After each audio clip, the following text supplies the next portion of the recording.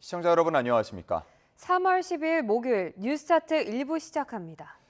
전 세계 원유 물동량의 20%를 차지하는 호르무즈 해협을 놓고 미국과 이란이 양보할 수 없는 신경전을 이어가고 있습니다. 기뢰 공포 속에 선박들은 미 해군에 호의를 요청했지만 위험하다며 거절당한 것으로 알려졌습니다. 오만에서 김다연 특파원이 보도합니다.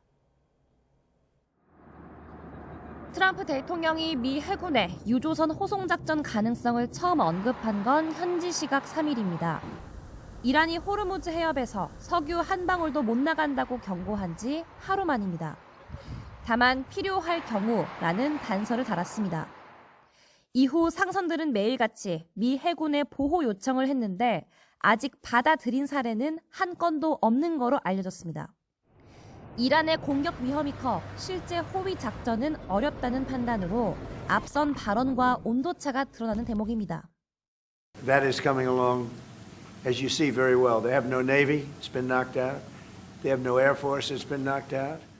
심지어 미국 에너지부 장관이 성공적으로 호위 작전을 시행했다고 발표했다가 백악관 대변인이 번복하는 등 행정부 내 엇박자도 표출됐습니다. And I can confirm that the U.S. Navy has not escorted a tanker or a vessel at this time, though of course that's an option the president has said he will absolutely utilize if and when necessary at the appropriate time. 호르무즈 해협은 군사적 긴장이 고조되면서 죽음의 계곡으로까지 비유되는데 미군은 최근 기뢰 설치용 선박 16척을 제거했다며 관련 영상까지 공개했습니다. 전문가들은 미군이 적극적으로 호위 작전을 펼치려면 미사일이나 기뢰 같은 이란의 해안 군사력 약화와 연합전선 구축이 전제돼야 한다고 지적합니다.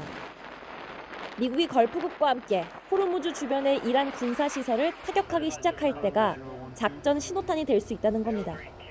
기뢰를 포함한 그리고 이번 폭격처럼 대규모 폭격을 해서 그게 어느 정도 제거가 확실하면 그때 들어간다는 겁니다. 이란은 호르무즈 해협 인근 선박에 대한 공격을 이어가며 연일 도발에 가까운 움직임을 보이고 있습니다. 이에 따라 국제 유가가 널뛰게 하고 있는 만큼 이번 전쟁의 성패는 호르무즈 해협 주도권 확보에 달릴 거란 관측도 나옵니다. 오만 무스카트에서 YTN 김다연입니다. 호르무즈 해협 일대에서 현지 시간 11일 선박 4척이 이란군의 공격을 받았습니다. 이란 이슬람 혁명 수비대는 이스라엘 회사가 소유한 라이베리아 선적 화물선을 타격해 멈춰 세웠다며 혁명 수비대 해군의 경고를 무시한 채 운항했다고 밝혔습니다. 혁명 수비대는 태국 선적 컨테이너선 마유리 나리호도 경고를 무시하고 호르무즈 해협을 통과하려 해 공격했다고 발표했습니다. 미군은 호르무즈 해협 주변 항구 공격을 예고하면서 민간인들의 대피를 촉구했습니다. 대이란 작전을 주도하고 있는 미 중부사령부는 현지 시간 11일 SNS에 성명을 내고 이란 해군 부대가 작전 중인 모든 항만 시설을 즉시 피할 것을 이란 내 민간인들에게 촉구한다고 대피령을 내렸습니다.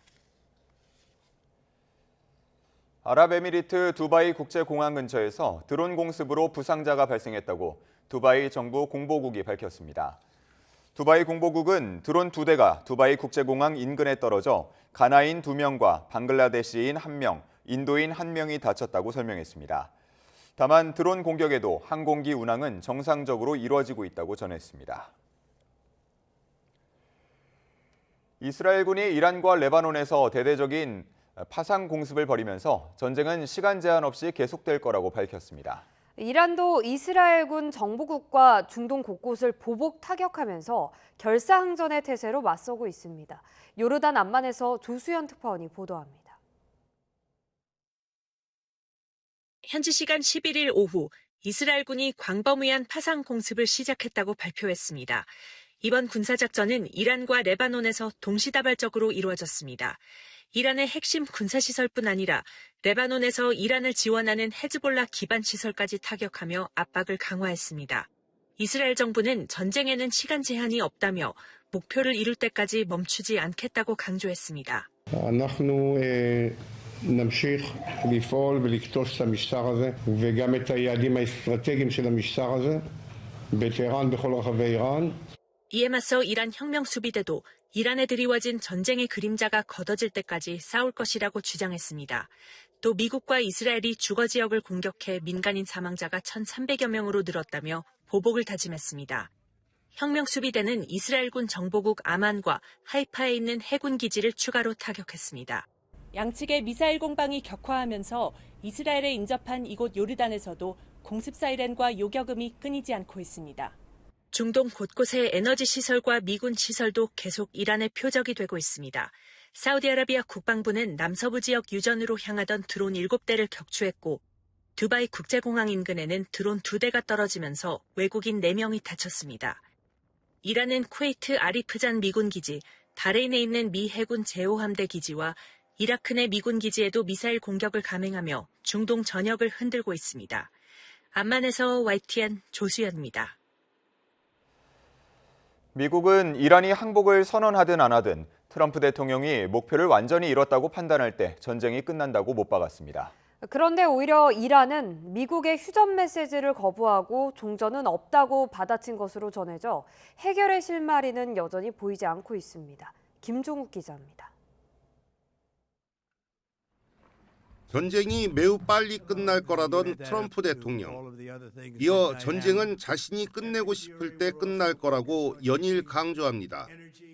Ultimately, the operations will end when the commander-in-chief determines the military objectives have been met, fully realized, and that Iran is in a position of complete and unconditional surrender, whether they say it or not. 이란의 대응은 메아리 마냥 미국과 닮은 꼴입니다. 트럼프가 승리를 일방 선언하든 전쟁을 끝내고 싶어 하든 마음대로 끝낼 수는 없다는 겁니다. 미국이 설사 종전 의사를 발표한데도 오히려 이란이 전쟁과 호르무즈 해협 봉쇄를 유지할 수도 있음을 경고한 것으로 해석됩니다. به ترامپ ارباب کودک آزار صهیونیست‌ها و سازمان موساد مکرر هشدار داده‌ایم که جنگ را شما آغاز می‌کنید ولی پایان آن را ما تعیین می‌کنیم. 게다가 이란이 도리어 트럼프의 특사를 통한 2차례 휴전 메시지에 퇴짜를 놨다는 보도까지 나옵니다. 이란이 지고 있지 않고 트럼프가 적어도 정치적 압박을 느끼고 있다고 판단해 거부했다는 겁니다. 경제, 정치, 군사 비용이 너무 막대해 전쟁을 계속할 가치가 없음을 깨달을 때까지 종전은 없다는 것으로 풀이됩니다. 더 나아가 휴전이 성립되려면 침략이 재발하지 않는다는 보장을 포함해 영구 합의가 있어야 한다고 이란은 주장합니다. 이란은 중재하려는 여러 나라와 대화하면서 전쟁을 단순 중단할지 미국의 경제제재 조건부 해제 같은 일종의 협정을 얻어내며 종전해야 할지 등을 타진하고 있습니다. 이란 정권 내부 분위기는 대체로 자신들이 살아남을 것이고 현 단계에선 합의하지 말아야 한다는 거라고 가디언은 전했습니다. 두 나라가 서로 전쟁을 끝내는 건 바로 자신이라며 강대강 으름장을 놓으면서 해법을 찾기에는 여전히 닿을 수 없는 평행선이 이어지고 있습니다. YTN 김종욱입니다. 미국과 이스라엘의 공격으로 사망한 아야톨라 알리 하메네이의 뒤를 이어 이란의 새 최고 지도자에 오른 차남 모즈타바 하메네이가 개전 첫날 공습으로 다쳐 은신 중인 것으로 알려졌습니다. 뉴욕타임스는 현지 시간 11일 모즈타바가 최고 지도자로 추대된 지 사흘이 지났는데도 영상이나 대중 앞에 모습을 드러내지 않는 데에는 보안 우려뿐만 아니라 부상이라는 이유도 있다고 보도했습니다. 익명을 요구한 3명의 이란 관리는 모즈타바가 다리 등을 다쳤지만 현재 의식은 또렷하다며 통신이 제한된 최고 수준의 보안시설에 피신해 있다는 사실을 정부 고위층으로 전달받았다고 밝혔습니다. 이란 전쟁이 길어지면서 미군 피해도 점점 늘어나고 있습니다. 미 국방부가 언론 보도 이후 뒤늦게 부상자 수를 공개하면서 비판이 나오고 있습니다. 권준기 기자입니다. 거수경례하는 벤스 부통령과 헤그세스 국방장관. 이란 전쟁 이후 7번째 미군 사망자 유해가 송환되는 순간입니다. 지난 1일 사우디 미군 기지 공습 때 중상을 입었던 공군 하사가 시신으로 돌아왔습니다. 미 국방부는 지금까지 미군 140명가량이 다쳤고 이 가운데 중상자는 8명이라고 공식 확인했습니다. 로이터 통신이 부상자 수를 단독 보도하자 뒤늦게 미군 인명피해 정보를 공개한 겁니다. 그동안은 중상자가 10명 미만이라고만 밝혀 의도적으로 피해를 축소시키려 했다는 비판이 제기됐습니다. Reuters has reported that about 150 U.S. Service members have been injured so far. Can you confirm that number? I can't confirm the exact number. I know it's within that ballpark, but I would defer you to the Pentagon. 앞서 헤그세스 장관은 미군 장병 사망을 일면 뉴스로 다룬 걸 거론하며 언론이 트럼프 대통령 이미지를 훼손하는 데만 집중한다고 불만을 나타낸 것으로 알려졌습니다. 미 상원 군사위원회에서 비공개 브리핑을 받은 민주당 의원들은 국방부 설명에도 의문이 더 커졌다며 투명성 문제를 제기하고 나섰습니다. 특히 전쟁 목표가 뭔지 여전히 불확실하다는 비판이 잇따랐습니다. It is still the case that the Trump administration cannot explain the reasons that we entered this war, the goals we're trying to accomplish, and the methods for doing that. 이란에 지상군을 투입할 가능성이 커 보인다는 관측도 나왔습니다. Left with more questions than answers. We seem to be on a path toward deploying American troops on the ground in Iran. AP통신은 이란 전쟁에 대한 미국 내 부정적인 여론이 높아지고 있는 가운데 지상군 투입에 대한 반대 의견이 74%에 달한다는 여론조사 결과를 전했습니다. YTN 권준기입니다. 적어도 175명이 숨진 이란 여자 초등학교 폭격이 미군의 표적 설정 오류 때문일 수 있다는 예비 조사 결과가 나왔다고 미국 일간 뉴욕타임스가 보도했습니다. 뉴욕타임스는 현재 진행 중인 군 예비 조사에서 미국이 지난달 28일 이란의 초등학교 공격에 대한 책임이 있을 가능성이 크다는 결론이 나왔다며 이같이 전했습니다. 트럼프 미 대통령이 다음 주 열리는 미일 정상회담에서 일본의 자위대 파견을 요구할 가능성이 있다는 언론 보도가 나왔습니다.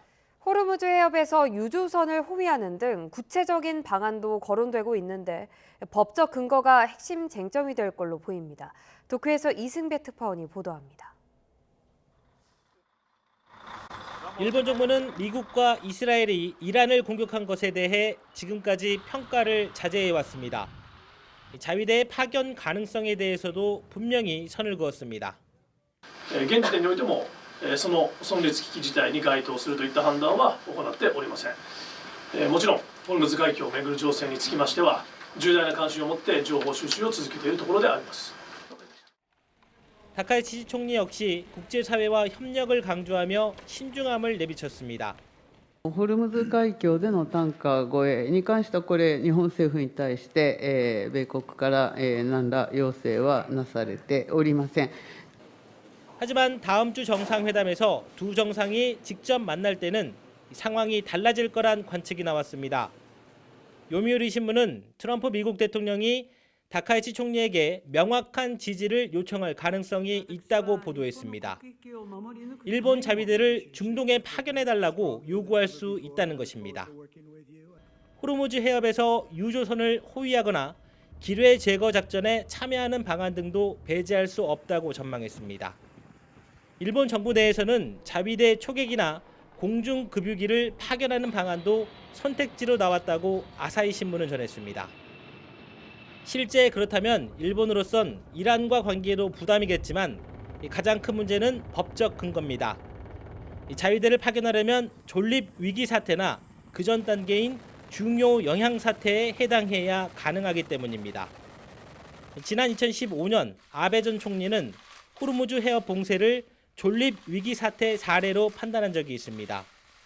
원유의 90% 이상을 중동에 의존하고 있고 대부분이 호르무즈 해협을 통과하는 것을 근거로 들었습니다. 현재 일본은 약 251분 석유를 비축하고 있어 당장 사활이 걸렸다고 보기는 어렵다는 것이 중론으로 알려졌습니다. 이 때문에 결국 자위대 파견 여부는 총리의 정치적 결단에 달렸다는 분석이 나옵니다. 만약 다카이치 총리가 자위대 파견을 결정한다면 미국이 우리나라에도 군사적 협력을 요구할 수 있는 만큼 다음 주 열리는 미일 정상회담을 눈여겨볼 필요가 있습니다. 도쿄에서 YTN 이승배입니다. 레바논에서 친이란 무장 세력인 헤즈볼라와 이스라엘 간 교전으로 인한 피해가 커지고 있습니다. 이미 500명이 숨지고 60만 명이 피난길에 올랐습니다. 김선중 기자의 보도입니다. 한낮에 레바논 수도 베이루트 도심에서 검은 연기가 피어오릅니다. 이스라엘군이 친이란 무장단체인 헤즈볼라를 향해 공습을 가한 겁니다. 밤낮 없이 계속된 폭격으로 도심 곳곳은 이미 폐허로 변했습니다. ضربت إسرائيل قرب الحسن بمنطقة سفير ضربتها مرتين. 이란 전쟁 이후 레바논의 친이란 무장단체인 헤즈볼라와 이스라엘 간 교전도 격화하고 있습니다. 이미 500명이 넘게 숨졌고 60만 명이 피난길에 올랐습니다. 특히 민간인 피해가 심각합니다. Among those injured and also killed, 20% of the casualty are children, which is significant as compared to the previous conflict. 이스라엘은 전투를 멈추자는 레바논의 휴전 제안을 거절했습니다. 이스라엘은 평화유지군을 향해서도 미사일을 날렸고 민간인을 돕던 가톨릭 신부도 이스라엘 탱크 공격으로 숨졌습니다. 이란 전쟁을 빌미로 헤즈볼라에 대한 압박을 강화하겠다는 계산이 깔린 것으로 보입니다. שחיזבאללה גורר אותם למלחמה לא להם, רק בגלל מותו של אותו מרצח המוני. 팔레스타인 가자 지구의 상황도 만만치 않습니다. 이란 전쟁이 시작되자 이스라엘이 공습을 퍼부어 수십 명이 숨졌고 취재하던 언론인도 희생됐습니다. 이란과 걸프국 중심으로 세계의 시선이 옮겨간 사이 레바논과 가자 지구의 피해는 급속도로 커지고 있습니다. YTN 김선중입니다. 국가재창 때 저항의 의미로 침묵해 귀국 시 안전 우려가 제기됐던 이란 여자 축구 대표팀 6명이 호주로 망명했습니다. 호주 정부는 선수단의 자발적인 선택이라고 강조했지만 이란 측은 납치당한 거라며 반발했습니다. 권민석 기자의 보도입니다. 이란 여자 축구 대표팀은 지난 2일 호주에서 열린 아시안컵 첫 경기 대한민국전에 나섰습니다. 이란 선수들은 그러나 국가 연주 때 단체로 침묵했습니다. 현 정부에 대한 무언의 항의로 여겨졌는데 이란 국영방송은 전시 반역자라 맹비난했습니다. There was a threat message was coming through the media from Iran, and it was clearly was saying to them if they're going to come back, they're going to be a penalty debt, or could be the families are going to be in a hostage. 호주에 있는 이란 시민들은 선수단이 돌아가면 무사하지 못할 거라며 버스를 막고 시위를 벌였습니다.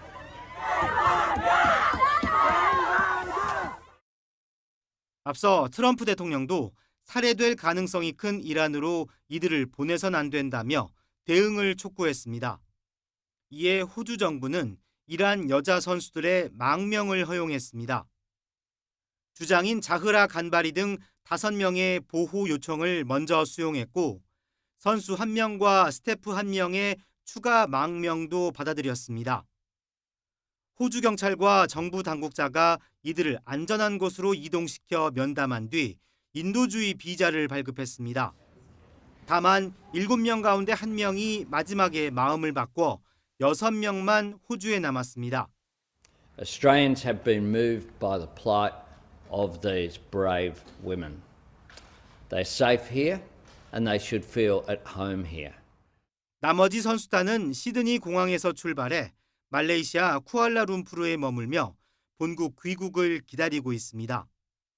호주 정부는 망명이 온전히 선수들의 결정이라고 강조했지만 이란 측은 즉각 반발했습니다. 이란 축구협회 회장은 경기 후 호주 경찰이 호텔에 머물던 선수들을 데려갔다며 소녀들을 인질로 잡고 있다고 주장했습니다. 이란 수석 부통령도 귀국을 환영하고 안전을 보장한다며 누구도 이란 국민 가족사에 간섭할 수 없다고 날을 세웠습니다. YTN 권민석입니다.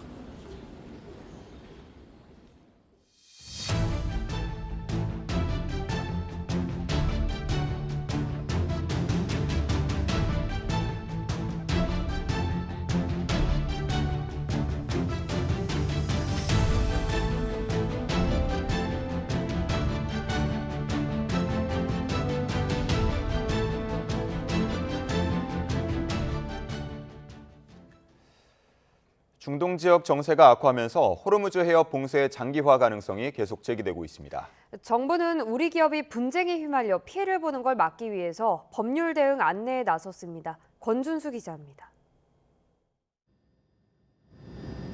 이란과 미국, 이스라엘의 군사적 충돌이 열흘 넘게 이어지고 있는 가운데 호르무즈 해협 봉쇄가 장기화할 거란 우려가 나오고 있습니다. 선박 운항이 제한될 경우 물류 지연이나 운송 비용 상승으로 국제 거래에 상당한 차질이 발생할 수 있는데 법무부는 우리 기업들이 국제 계약 분쟁 등에 대비할 수 있도록 법률 대응 안내에 나섰습니다. 수출 기업은 예측하기 어려운 외부 상황으로 계약상 책임을 면하거나 줄이려면 계약서 불가 항력 조항에 전쟁과 해상 봉쇄 같은 상황이 포함됐는지 꼼꼼히 확인해야 한다고 법무부는 강조했습니다. 반면 수입업체는 상대방이 단순한 비용 문제로 계약 이행을 거절하는 것은 아닌지 살펴보고 대체 운송수단이 가능한지 등을 확인해 즉각 대응해야 한다고 설명했습니다. 법무부는 또 법률 상담을 지원하기 위해 중소 중견기업을 대상으로 해외 진출기업 국제법무지원단 무료 자문도 제공하기로 했습니다. 변호사와 외국법 자문사, 관세사 등 200명 이상의 외부 전문가의 도움을 받을 수 있는 겁니다. 법무부는 이번 사태로 수출입 환경의 불확실성이 커지고 있는 만큼 우리 기업들이 안정적으로 해외 거래를 이어갈 수 있도록 법률 지원을 확대해 나가겠다고 밝혔습니다. YTN 권준수입니다.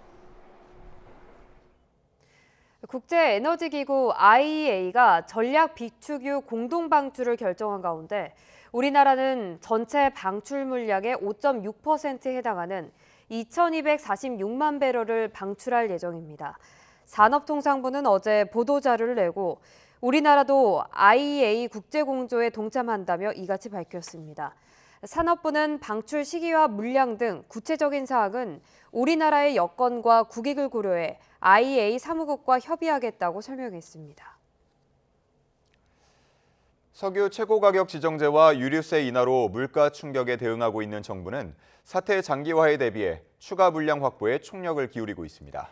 우리나라는 국제 기준으로 석유 208일분이 비축돼 있지만 현실적으로는 넉 달분 정도에 그치기 때문입니다. 이승은 기자가 보도합니다.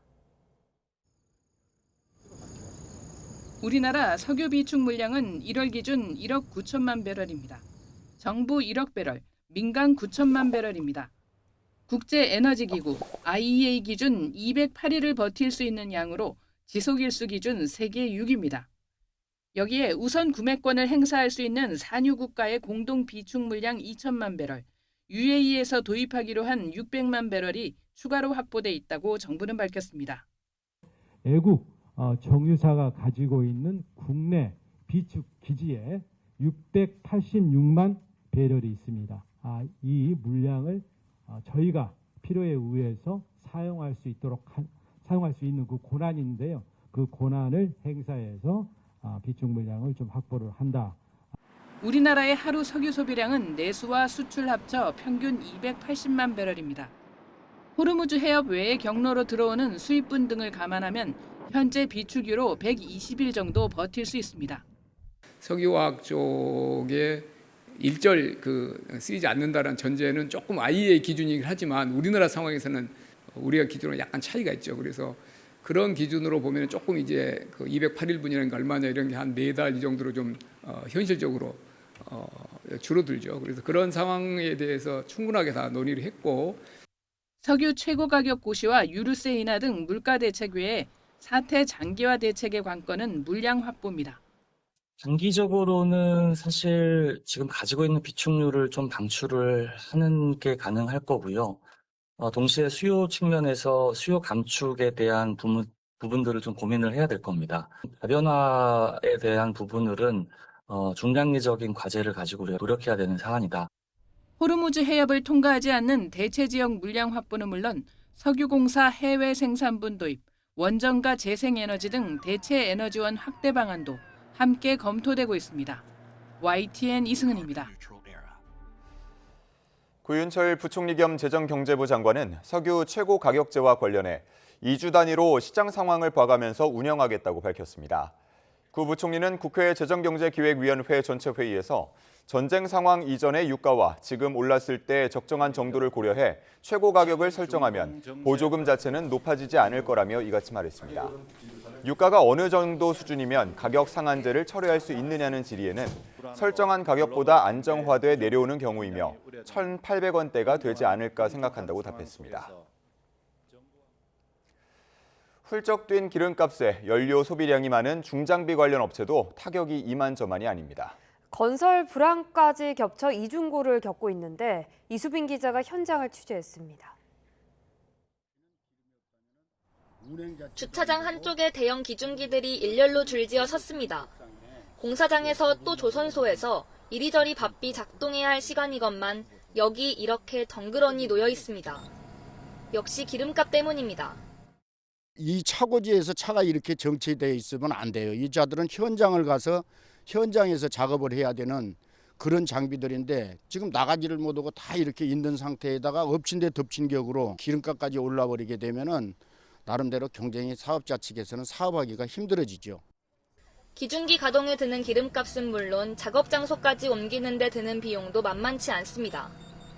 고유가에 오히려 손해를 보는 경우도 많습니다. 이 25톤 기중기에 들어가는 기름만 300리터입니다. 중동 사태 이후로 기름값이 오르면서 하루 주유 비용만 약 15만 원 넘게 늘었습니다. 상업용 화물차처럼 유가 보조금을 받을 수도 없습니다. 저희가 장비 캐피탈, 보험료, 직원 급여 이것저것 부대 비용이 많이 발생되는데 중동 사태 이후 기름값이 많이 상승하여서 앞으로 얼마나 더 힘들지 고민이 되고 있습니다. 계속되는 건설업 불황에 고유가까지 덮치며 생활고를 걱정해야 할 처지입니다. 요즘에는 경기도 좀 불황이고 일도 그래서 얼마 없는데 장비 임대료는 그대로인데 기름값이 많이 오르고 그러다 보니까 장비하는 입장에서는 좀 많이 힘든 것 같아요. 건설 현장 곳곳에서 다시 힘찬 엔진음을 들을 수 있기를 중장비 업체들은 피말리는 하루하루를 보내고 있습니다. YTN 이수빈입니다. 코스피가 장중한 때 5,700선을 회복하는 등 이틀째 상승세를 이어갔습니다. 주요 기업들의 자사주 소각 소식이 호재로 작용한 것으로 분석됩니다. 윤태인 기자가 보도합니다. 3차 상법 개정안 시행으로 자사주 소각이 의무화되면서 시가총액 상위 종목 대부분이 상승세에 올랐습니다. 삼성전자는 올해 상반기에 16조 원 규모의 자사주를 소각한다는 소식에 1.12% 오르며 19만 전자를 회복했고 삼성전자의 주요 주주인 삼성생명도 7% 상승률을 기록했습니다. 마찬가지로 자사주 소각 계획이 발표된 SK하이닉스와 현대차도 상승세를 보였는데 6천억 원 규모의 자사주 소각 계획을 밝힌 KCC는 9% 급등하며 거래를 종료했습니다. 자사주 소각이라는 것이 결국에 주주한테 가치를 많이 환원해주겠다는 뜻이거든요. 시총 비중이 큰 기업들이 이제 선제적으로 자사주 소각을 해서 주주 가치를 환원하는 그런 긍정적인 부분이 나타났기 때문에 2.3% 오르며 출발한 코스피는 오후 들어 상승폭을 일부 반납하긴 했지만 한때 5,700선을 회복하기도 했습니다. 기관이 순매수를 하며 지수를 견인한 코스피는 1.4% 오른 5,609로 거래를 마치며 이틀 연속 강세를 이어갔습니다. 1% 상승 출발했던 코스닥은 0.07% 내린 약보합으로 장을 마감했습니다. 1,474원으로 시작한 원달러 환율도 1,460원을 조금 웃도는 수준으로 떨어지는 등 하락세를 나타냈습니다. 한때 배럴당 100달러를 돌파했던 국제유가가 급락해 배럴당 80달러대에 머무르는 등 국제유가가 안정된 영향으로 풀이됩니다. 하지만 이란이 호르무즈 해협에 기뢰를 설치하기 시작했다는 보도가 나오는 등 중동 상황에 따라 유가와 환율도 급변할 수 있다는 분석이 나옵니다. YTN 윤태인입니다. 국회에서는 중동 사태에 따른 추가 경정 예산 편성 움직임을 놓고 여야의 공방이 이어졌습니다. 민주당은 취약계층 지원을 위한 적기 투입을 강조한 반면 국민의힘은 선거용 꼼수 아니냐고 각을 세웠습니다. 부장원 기자입니다. 이재명 대통령이 취약계층 지원을 위한 추가 경정 예산 편성을 주문한 다음 날 더불어민주당은 즉각 화답했습니다. 정부안이 마련되는 대로 적기에 편성될 수 있도록 신속한 심의를 약속했습니다. 민주당은 정부가 추경 예산안을 편성하는 즉시 신속하게 심의, 의결해서 우리 경제와 국민을 지켜내겠습니다. 국민의힘은 서민 지원은 필요하다면서도 섣불리 돈을 풀면 물가 상승만 부추길 수 있다고 지적했습니다. 특히 지방선거를 앞두고 나라 곳간을 털어 표를 사려는 얄팍한 꼼수 아니냐고 날을 세웠습니다. 지방선거를 앞두고 국민의 혈세를 살포하겠다는 노골적인 벚꽃 매포 추경 선언이자 전형적인 표심용 재정 정책에 불과합니다. 민생 발목 잡기다, 벚꽃 매표다, 추경 문제를 둘러싼 여야의 공방은 중동 사태 관련 현안 질의에서도 이어졌습니다. 이에 구윤철 경제부총리는 이번 추경은 중동 사태로 피해를 본 계층에 한정한 민생 추경이 될 거라며 적기에 신속히 편성하겠다고 강조했습니다. 화물 자동차 또는 택배 그리고 농어민, 취약계층 이런 부분을 타겟으로 해서 애로를 해결해 주는데 저희들이 중점을 주겠다는 말씀을 드리고 그래서 결국은 민생 추경이 되겠습니다. 여야는 이번 주 시행이 예고된 석유 최고가격제의 적절성을 놓고도 충돌했습니다. 최고가격제 같은 과감한 정책들을 도입하겠다고 하는 것 시장에 정확하게 사인을 주면서 정확하게 대응하는 것이라고 생각합니다. 제대로 준비가 안 된 상태에서 대통령이 던지고 그러니까 부처는 뭐 준비하려고 정신없고 이런 것 같은데. 지금 내부적 한미 관세 협상을 뒷받침할 대미투자특별법은 큰 진통 없이 여야 합의로 법사위 문턱을 넘었고 본회의 처리를 앞두게 됐습니다. YTN 부장원입니다. 오늘의 주요 경제 일정입니다. 어제 한때 5,700선을 회복하는 등 이틀째 상승세를 이어간 코스피. 기업들의 자사주 소각 소식이 호재였는데요. 중동 사태 속 상승장 지속 여부에 관심이 쏠립니다. 한국부동산원이 3월 둘째 주 전국 아파트 가격 동향을 발표합니다. 한 주 전 발표에서는 강남 3구와 용산구 아파트 매매 가격이 2주 연속 하락했고 서울 전체로는 한 주 전에 비해 0.09% 상승에 그쳤습니다. 금융위원회가 금융지주사 지배구조 개선안을 공개합니다. 금융지주사들의 주총전 회장 연임 요건을 강화하는 방안을 발표함으로써 지배구조 개편 메시지를 강조할 것으로 보입니다. 서울 잠실 일대가 오는 2032년 첨단 스포츠 문화 랜드마크로 재탄생합니다. 국내 최대인 3만석 규모의 돔 야구장과 코엑스보다 2.5배나 큰 전시장이 들어섭니다. 이형원 기자입니다. 잠실에 들어설 첨단 스포츠 문화 복합시설 조감도입니다. 종합운동장 일대 35만 제곱미터 부지에 국내 최대인 3만석 규모의 돔 야구장과 경기를 직관할 수 있는 호텔을 짓습니다. 여기에 코엑스보다 2.5배나 큰 전시장과 함께 상업 업무 시설까지 더합니다. 지난 2007년 오세훈 서울시장이 한강 르네상스 정책과 연계해 시작한 사업인데 시행착오를 겪다 20년 만에 첫 삽을 뜨게 된 겁니다. 서울시는 민간 투자 사업 협상을 끝냈다며 오는 2032년 준공을 목표로 추진한다고 밝혔습니다. 고부가가치 산업 생태계를 확장해서 미래형 산업도시의 기반을 구축하게 되고 약 6년의 공사기간과 40년의 운영기간 동안 242만 개의 양질의 일자리와 595조 원의 경제 효과가 사업비는 3조 3천억 원으로 재정 지원 없이 전액 민간 투자로 조달합니다. 복합시설을 이렇게 짓는 건 국내 처음이자 규모도 가장 큽니다. 사업 수익 일부는 기금으로 만들어 서울 균형 발전에 재투자할 방침입니다. 그 일정 비율의 수익을 초과하는 수익이 났을 때는 민자 사업자와 서울시가 이렇게 수익을 배분하게 됩니다.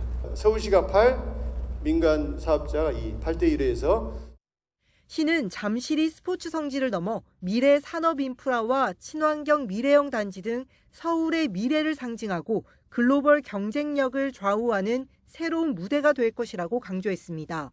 YTN 이영훈입니다.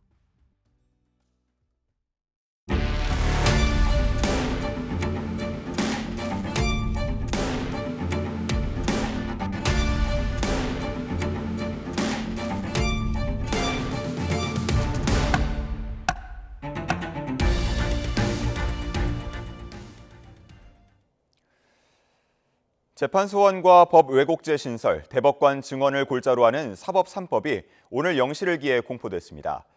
앞으로 우리 재판제도에 큰 변화가 예상됩니다. 나혜인 기자입니다. 지난달 무제한 토론 필리버스터 끝에 국회를 통과한 사법 3법이 관보에 게재됐습니다. 국무회의 의결을 거쳐 정식 법률로서 효력이 발생하는 공포 절차까지 마무리된 겁니다. 공포와 함께 시행되는 건 재판 소원과 형법에 신설된 법 왜곡죄 조항입니다. 이젠 법원의 확정 판결도 기존 헌법재판소 결정에 반하거나 재판 과정에서 기본권 침해가 있었다면 헌재에 헌법소원 심판을 청구할 수 있습니다. 헌재는 심리기간 판결 효력을 멈출 수 있고 아예 재판 취소를 결정하면 법원은 이를 따라야 합니다. 형사사건에 관여한 판검사, 수사관이 의도적으로 법을 잘못 적용하거나 증거를 조작할 경우 10년 이하 징역과 자격정지 처벌을 받게 됩니다. 역시 국민의 기본권 보장을 강화하겠다는 취지지만 처벌 요건이 모호하고 사법부가 위축될 수 있다는 우려에 국회 의결 직전까지 수정이 거듭됐습니다. 위헌성 시비에 휘말리는 것을 방지하기 위해 수정안을 제안하게 되었습니다. 상고심 재판 적체를 해소하고 충실한 심리를 보장하기 위한 대법관 증원법은 2년 뒤부터 시행됩니다. 2028년부터 3년간 해마다 4명씩 늘려 2030년엔 대법관 수가 26명까지 늘어납니다. 대법관 증원은 30년 전부터 논의됐던 현안이지만 현재 14명 구조에 맞춘 대법원 전원 합의체를 어떻게 운영할지 후속 과제도 만만치 않습니다. YTN9입니다. 이렇게 법 왜곡죄가 공포된 가운데 법조계에서는 판검사들의 운신의 폭이 줄어들 거라는 우려의 분위기가 팽배합니다.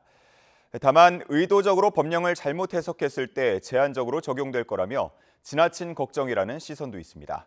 임예진 기자가 보도합니다. 사법개혁 3법 가운데 가장 먼저 국회를 통과한 건 법 왜곡죄였습니다. 판사나 검사가 부당하게 법을 왜곡하면 10년 이하의 징역 등에 처한다는 게 핵심인데 판검사들이 처벌을 우려해 위축될 수 있다는 목소리가 지배적입니다. 검사는 소극적으로 수사하고 판사는 무난하게 판결을 할 수 있다는 겁니다. 일선 판사들 사이에선 위험을 회피하기 위해 판결문을 짧게 써야겠다는 반응도 나옵니다. 또 상소나 항고 절차가 있음에도 판사나 검사 개인에 대한 고소 고발이 남발될 거란 우려도 있습니다. 이미 수사기관을 거쳐 판결이 나온 사건을 경찰이 다시 법 왜곡죄로 평가하게 된다는 구조상 모순에 대한 지적도 나옵니다. 반면 현실적인 부작용을 보완해 나간다면 고의적 위법 행위를 막는 효과를 낼 거라는 시각도 있습니다. 기존 직권남용죄와 크게 차이가 없다는 겁니다. 저는 재판을 하면서 예. 직권남용죄로 고발된 적이 여러 번 있습니다. 탄핵 재판할 때도 고발됐습니다. 직권남용죄, 법 왜곡죄 같은 방향의 법입니다. 수사 초기부터 요건이 성립되지 않는 사건을 각하하면 무분별한 고소고발을 걸러낼 수도 있습니다. 검찰과 법원에선 일선 검사와 판사들 사이 퍼지는 불안감을 잠재우기 위해 대응책을 모색하고 있습니다. 현재 운영 중인 법무공단의 부당소송 지원 제도를 보완 확대하는 방안이 거론되는데 법원에선 전담 TF 구성도 검토하고 있습니다. 우려의 시선이 이어지는 가운데 취지에 맞게 제도가 잘 자리 잡을 수 있을지 주목됩니다. YTN 임혜진입니다. 대출 사기 등 혐의로 1심과 2심에서 모두 당선 무효형을 선고받은 더불어민주당 양문석 의원에 대한 대법원 판단이 오늘 나옵니다. 대법원은 오늘 오전 특정경제범죄법상 사기와 공직선거법 위반 등 혐의로 재판에 넘겨진 양 의원에 대한 선고기일을 엽니다. 양 의원과 배우자 서모 씨는 지난 2021년 4월 대학생 자녀가 사업하는 것처럼 속여 새마을금고로부터 기업 운전자금 대출금 11억 원을 받아 아파트 구매 자금으로 사용한 혐의로 기소됐습니다. 최근 대법원이 일부 경영성과급은 퇴직금 산정을 위한 평균 임금에 포함돼야 한다는 판결을 내놓은 가운데 한화오션 퇴직자들이 비슷한 취지로 낸 소송에 대법원 판단이 오늘 나옵니다. 대법원은 오늘 오전 한화오션 퇴직자 970여 명이 회사를 상대로 제기한 퇴직금 청구 소송 선고기일을 엽니다. 앞서 퇴직자들은 사측이 퇴직금을 지급하면서 경영성과급을 제외하고 계산한 평균 임금을 기초로 퇴직금을 주자 경영성과급도 평균 임금에 포함돼야 한다는 취지로 소송을 제기했습니다.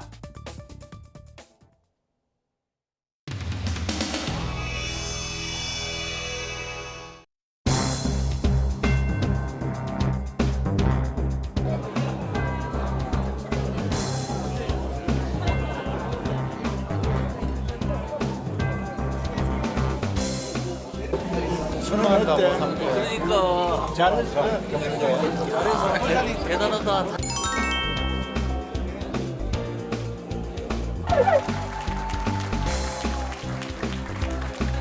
저는 김동명 위원장님의 지침대로 노동시간 단축에 영혼을 담아 연설시간 단축을 위해서 써온 것을 잊지 않겠습니다.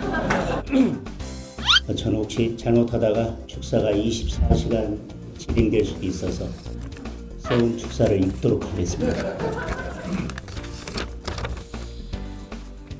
존경하는 한국노총 가족 여러분 반갑습니다.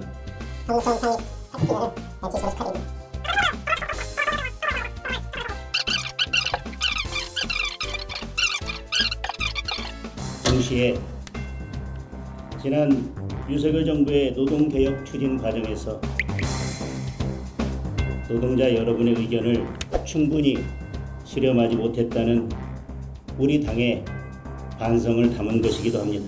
앞으로 우리 당은 한국노총을 비롯한 노동자 여러분과 함께 올바른 노동개혁을 추진하는 데 최선을 다할 것입니다. 나머지 한 페이지는 읽지 않겠습니다. 다시 한번 축하드립니다.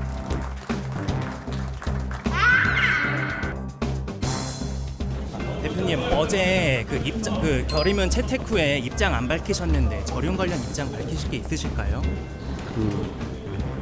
결의문 채택 이후에 예.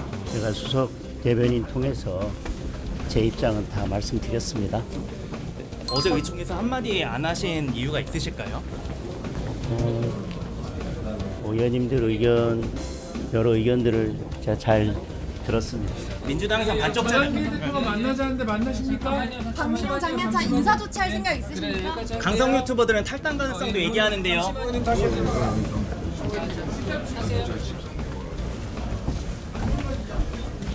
대표님, 존중 입장인데 동의 여부는 어떻게 됩니까?